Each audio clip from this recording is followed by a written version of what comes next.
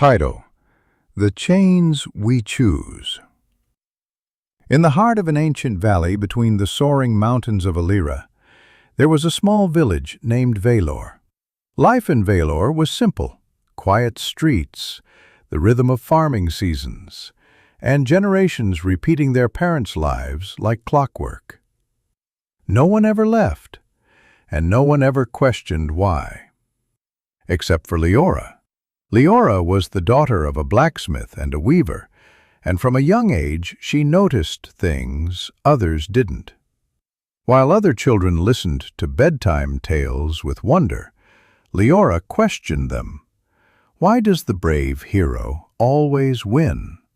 Why must the villagers always depend on a king? Why do we never explore the mountains?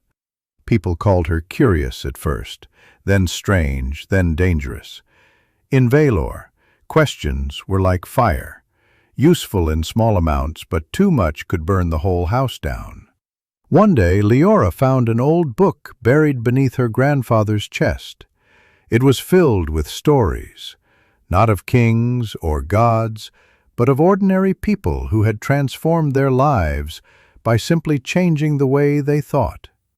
There were tales of prisoners who were free in their minds, of beggars who became leaders by shifting their perspective, and of entire villages that rose from ashes once they unlearned what they thought was truth. The book had no title, just a phrase on the first page. The greatest prison is the belief that you are not already free. Those words echoed in Leora's soul.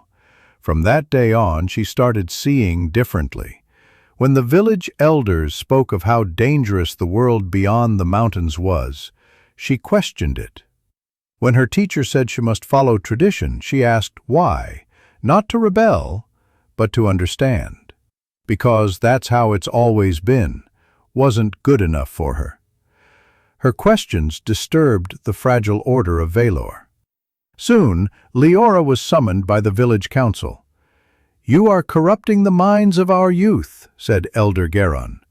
"Your ideas are poison." "I am not spreading poison," Leora replied calmly. "I am offering a mirror. If people choose to change after seeing themselves clearly, how is that wrong? But what if they choose the wrong path?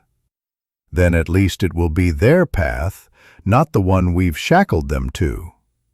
The council voted to exile her. Leora left without anger, with nothing but a satchel, the old book, and a mind alive with questions. She stepped beyond the mountains. There she found not monsters or death, but other villages, some thriving, some crumbling, all different. She met people with narrow minds and others whose thoughts soared like eagles. She learned languages that had no word for impossible. She lived with monks who taught her that the mind is not a mirror, but a lantern, that it lights up whatever you point it at. Years passed. She returned to Valor, not as a rebel, but as a teacher. Some remembered her with fear, others saw her with new eyes. The village had changed a little in her absence. A few youths had secretly read the book she once hid in her grandfather's house. They, too, had begun asking questions. Leora held meetings beneath the willow tree.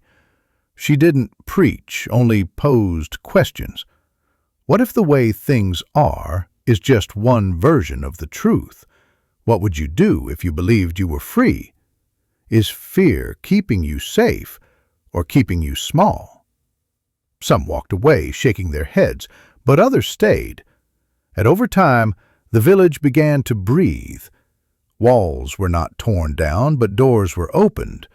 A child who loved painting was no longer forced to learn a trade. An elder who feared the unknown began walking daily toward the mountain pass just to see. Leora died an old woman, peacefully, beneath the same willow tree. On her grave they wrote, "She did not free the village. She reminded us we were never chained." Moral: Freedom of mindset is not about escaping the world, but changing how we see it. The most powerful transformation comes not from altering our circumstances, but from liberating our thoughts. Beliefs are choices, and the moment we realize that, we step into true freedom.